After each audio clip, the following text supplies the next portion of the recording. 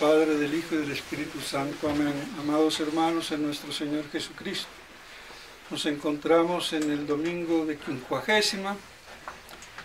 El próximo miércoles es miércoles de ceniza. Y en el domingo vemos en el Evangelio de hoy, tomado de San Lucas, cómo nuestro Señor les predice, les profetiza, les anuncia su pasión y su muerte, cómo iba a ser escupido, azotado, maltratado, escarnecido y muerto, pero al tercer día resucitaría. Evidentemente que eso manifiesta su divinidad. Ningún hombre va a ir a un sitio donde sabe que lo van a matar sin temeridad, sin eludirlo, y menos que lo matan y que va a resucitar. Un loco sería. Y aquí no queda más o loco o Dios. Así de contrapuesto. Y de claro. Y para asombro nuestro, los apóstoles no entendían. Ese lenguaje les era desconocido. ¿Cómo así? Y bien, si nos atenemos a los que nos dice Monseñor Straubinger, el misterio de la pasión y muerte de nuestro Señor estaba oculto, incluso él dice hasta la Virgen María no lo conocía. Y puede ser porque cuando San Simeón le profetiza que una espada atravesará su alma, la estaba previniendo y profetizándole. Pues bien, de todos modos, lo cierto es que en la atmósfera del pueblo judío se había profetizado sobre el Mesías que vendría y de la gloria de Israel con su Mesías a la cabeza, el triunfo.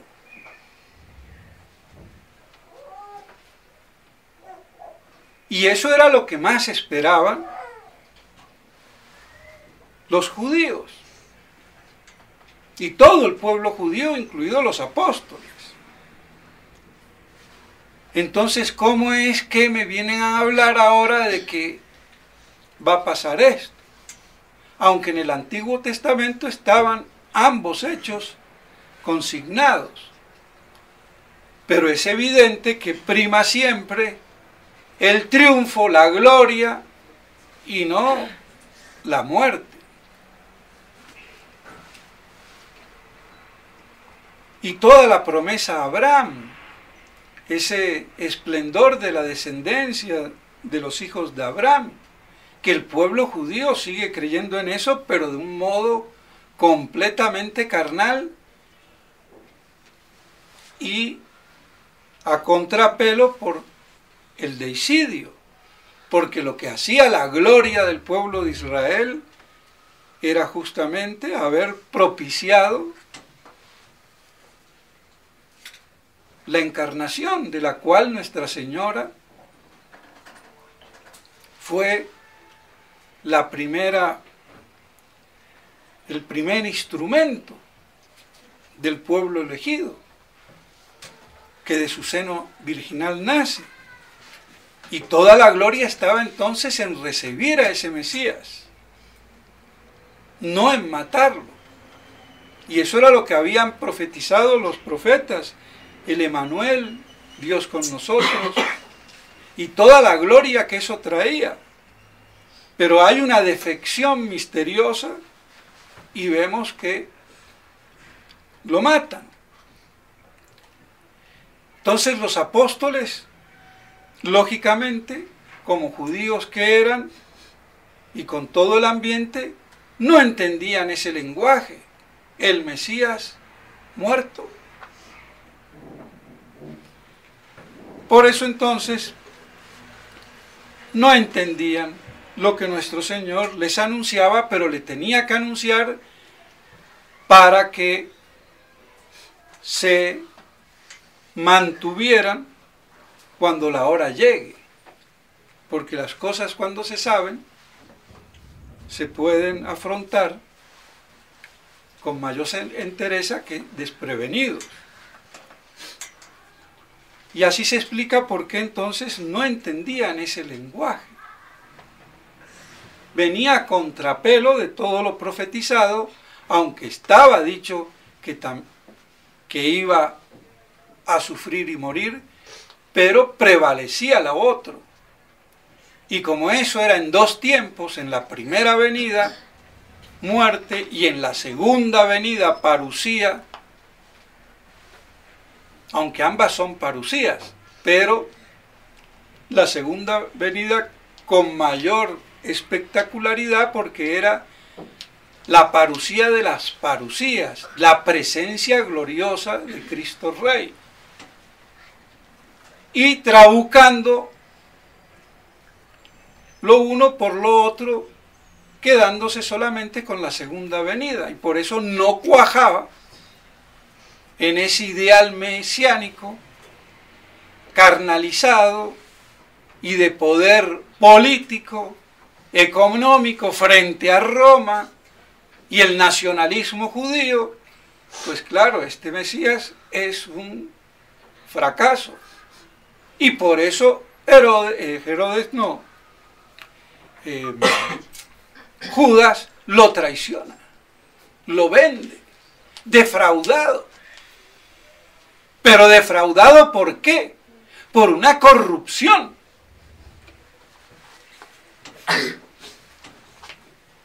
De lo que se debía creer y esperar.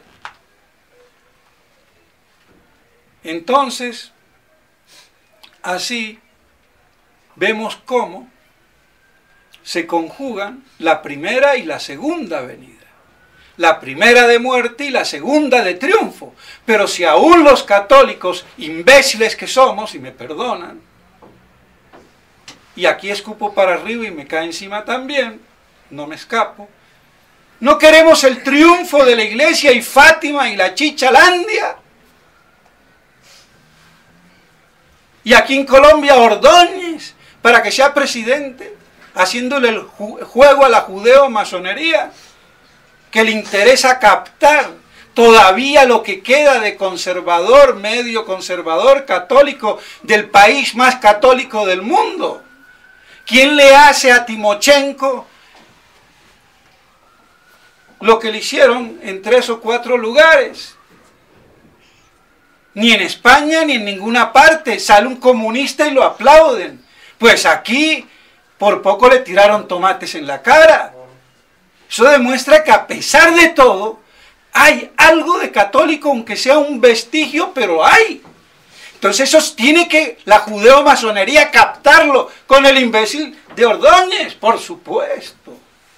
Y no se puede votar. Así de claro.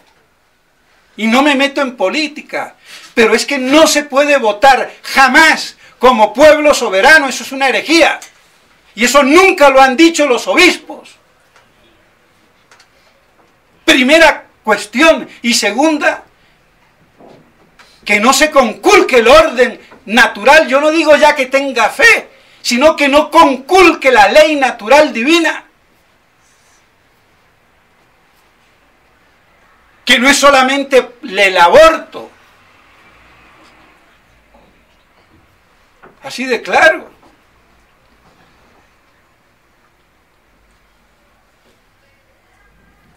Entonces, ya vemos cómo son las cosas. Ni los candidatos católicos tradicionalistas como Ordóñez cumplen los requisitos. Y me duele decirlo, actúa como un verdadero masón, no sé si lo sea o no. Pero de todos modos la revista masónica, Bagatela o algo así, ya no me acuerdo, una de las más antiguas, le tiene un artículo como procurador. Toda su fórmula de procurador que así era de un buen masón, conservador pero masón. Y los derechos del hombre y la chichalandia. Oiga, cuidado.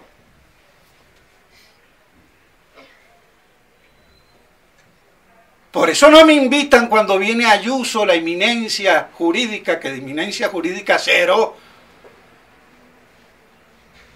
Y ahí en la Universidad Colombia, porque les tiro el tinglado de una buena vez. Porque no tienen concepción fundamental de la filosofía del derecho. Así de claro. ¿Y qué vienen? A darse de sabiondos.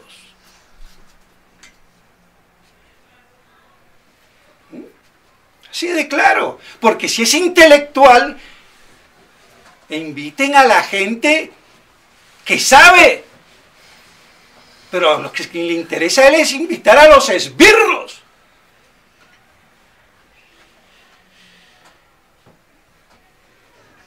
A ver si Ayuso o Ordóñez y el que sea me va a cantar la tabla en materia de filosofía del derecho, por muy abogados que sean.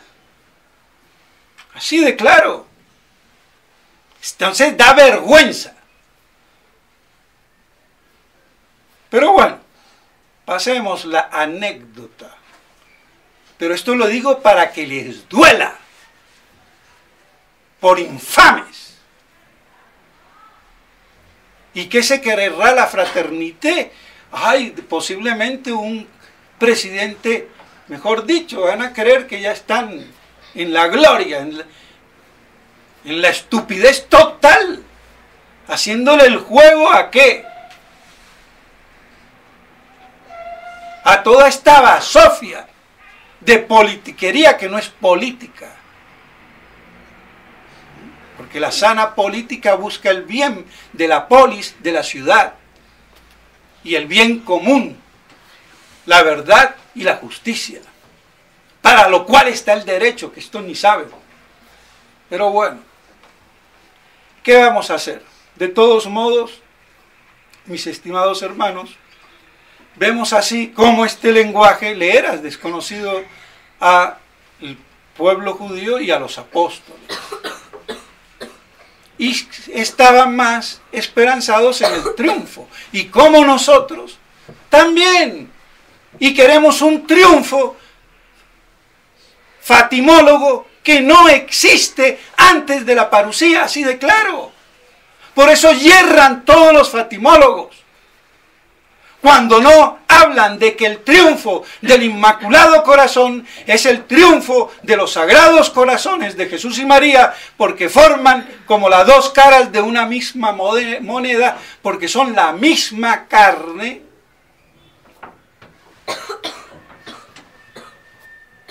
Entonces, será ese el triunfo y solamente el día de la parusía, ni un minuto, segundo antes. Y de ahí la tirria satánica, antimilenarista y antiapocalíptica.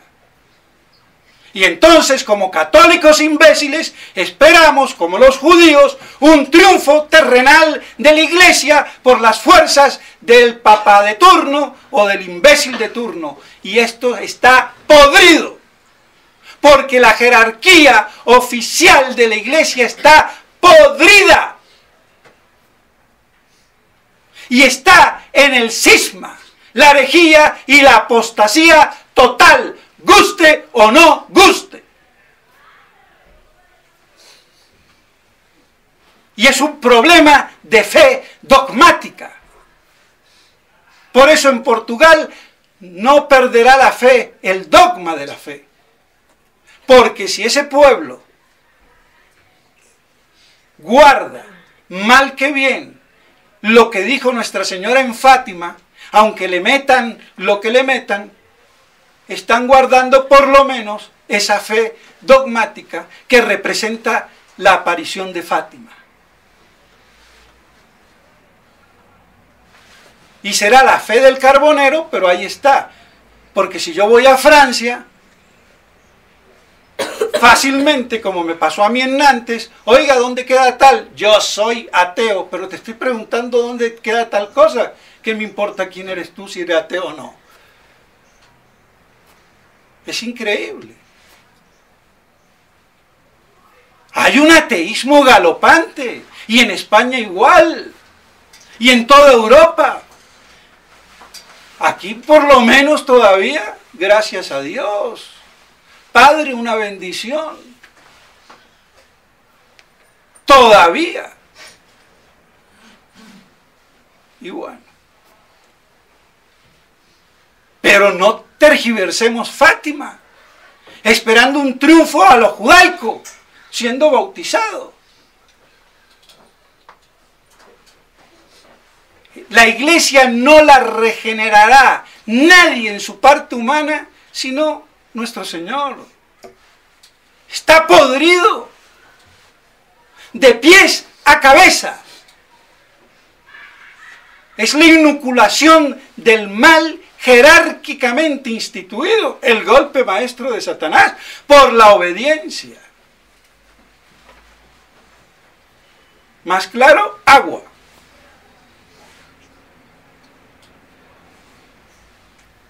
Así que todos esos sedevacantistas, antimilenaristas, que lo son todos, están out.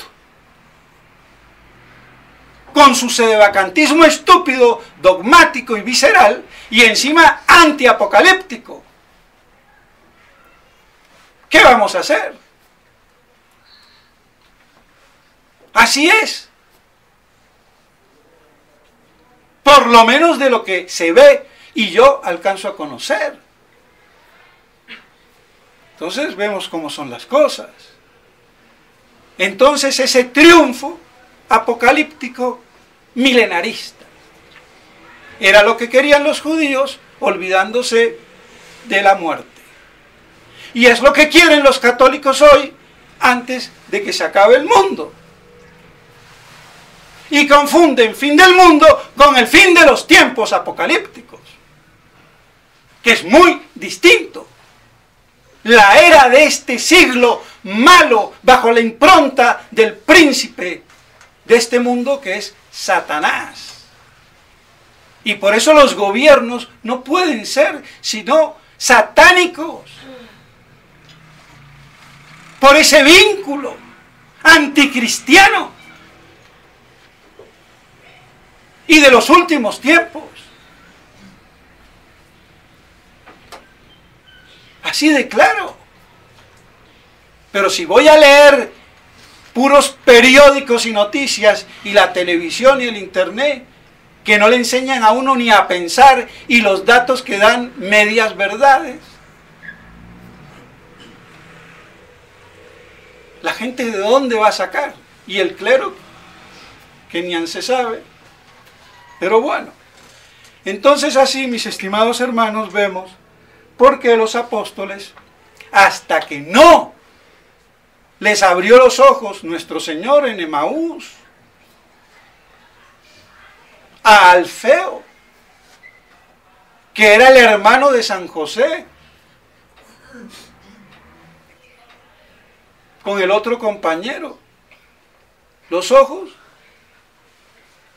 Por eso huyeron, estuvieron ahí sentimentalmente, podemos decir, al pie de la cruz.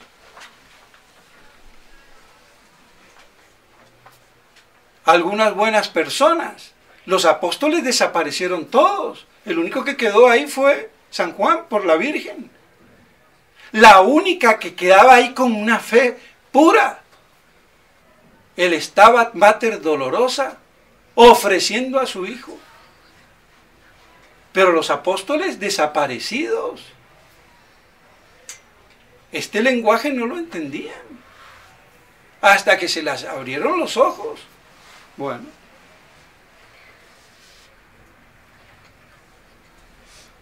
entonces queda la segunda parte, ya me alargué, pero bueno, algo hay que decir. A continuación el Evangelio nos habla del milagro de Bartimeo.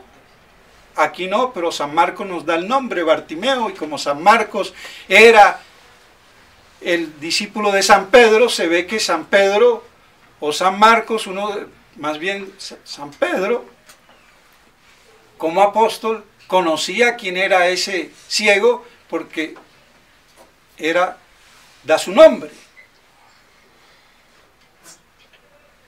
Y tenemos que unos hablan de 2 ciegos, otros hablan de uno que lo curó al entrar y otro al salir. La famosa cuestión sinóptica que el padre Castellani nos dice, bueno, como los evangelios se escribieron después de los hechos, cada uno por inspiración divina, pero hay cosas, detalles que no concuerdan sin quitar la substancia. Entonces fueron 1, fueron 2, fue al entrar, al salir. El padre Castellani dice, pues el milagro comenzó, por decirlo así, al entrar nuestro Señor. Había 2 ciegos, pero se habla de uno porque Bartimeo sería como el de la voz cantante. Y averigua qué es lo que pasa. Al otro día de salir, nuestro Señor, después de haber averiguado, reflexionado, hijo de David, lo sujetan, grita más, y nuestro Señor lo hace venir. ¿Qué quieres? Que vea, tu fe te ha salvado, ve. Porque decirle hijo de David era el título mesiánico por excelencia. Era reconocer al Mesías. Y este cieguito en su ceguera, o estos 2 cieguitos, veían más en su ceguera que el mismo pueblo. Y por eso entonces algunos apóstoles hablan que al entrar, otros que al salir, que 1 o que 2. Pero así sí se entiende un poco esa oposición numérica, si se quiere, que no altera los hechos, porque poco importa si fue 1, si fueron 2, si fue al entrar o si fue al salir. O como cuadra mejor, al entrar oye el griterío, pregunta, escudriña, y como dice San Agustín, entonces investiga y después cree. Y al salir, ya ahí se desbocó, hijo de David, apiádate de mí, parado ahí en la puerta pidiendo limosna. Y es así beneficiado junto con su compañero. Y San se acabó. Y se resuelve por lo menos una de las cuestiones de aparente contradicción que tiene la Biblia, pero mejor dicho, los evangelios, pero que no hacen a la esencia o sustancia de la cosa, y que tienen su solución si se la buscamos contextualizando y viendo un poquito más cómo se puede armonizar. Y cada evangelista no está obligado a contar con todos los detalles un hecho, como siempre a veces pasa. 3 personas ven una cosa y unos cuentan todo, hablando hasta por los codos, y otros cuentan una parte o todo, pero sin contar detalles. Pues bien, así entonces vemos cómo la importancia de la fe. Y la epístola que nos habla de la caridad, porque si bien la fe es importante, tu fe te ha salvado, sin caridad es la fe sin obras y de nada vale. que haga todo lo que haga. Y vemos cómo se complementa entonces, una vez más, evangelio y epístola. Y sobre la fe querría hablar, pero ya me alargaría. Pero por lo menos dejar consignado que la fe es esa adhesión del alma por la inteligencia, movida por la voluntad, bajo la acción de la gracia divina. A Dios, a la verdad revelada que nos propone la Santa Madre Iglesia. Y por eso depende de la voluntad, que libremente acepta o no acepta. Y ese es el gran misterio de la libertad y de la salvación y de la condenación. Y que esa fe, esa revelación, es doble. La revelación externa, la palabra externa y escrita de Dios, y la revelación interna del verbo interno de Dios, que se conjugan normalmente, y por eso al leer los evangelios o cualquier recuento referente a nuestro Señor y a la fe, y yo adhiero, se conjugan, pero muchos nada más se quedan conociendo la externa y no creen. Entonces es el doble verbo, el externo y el interno, en el alma. El alma que es iluminado por el verbo de Dios que viene a este mundo. Otra cosa es que nos quedemos con las tinieblas del mundo y no aceptemos la luz. No correspondamos. Y en la caridad, porque esa correspondencia llega hasta el sacrificio y la muerte, la abnegación total. Por eso nuestro Señor murió en la cruz. Y es lo que vamos a ver en el desarrollo de toda la Semana Santa. Pues bien, no nos anticipemos y que estas cosas, mis estimados hermanos, nos ayuden a mantenernos firmes en la fe. En nombre del Padre, del Hijo y del Espíritu Santo. Amén.